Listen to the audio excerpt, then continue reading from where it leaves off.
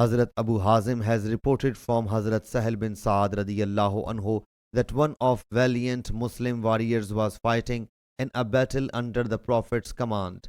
The Prophet sallallahu alaihi wasallam, looking at him, said, "Whoso wishes to see a doomed to hell should see him." So a man amongst the Muslims set himself to pursue him while he was fighting valiantly against the polytheists until he got wounded and hastened to commit suicide. He thus placed the point of his sword in the middle of his chest, and eventually it went across his shoulders. That man whereupon hastened to the Prophet sallallahu alaihi wasallam and said, "I testify that you are the true apostle of Allah Jalla Jalaluhu."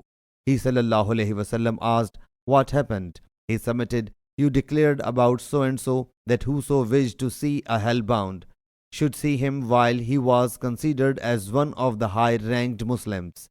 I thought that he would not die in this state, but when he got wounded, he hastened to die and committed suicide." The Prophet ﷺ whereupon said, "A man keeps on performing the deeds befitting the hell-bound people, but actually he is a paradise-bound person, whereas a man continues doing the actions befitting the paradise-bound people, but actually he is a hell-bound person. And in fact, deeds are determined regarding the ends."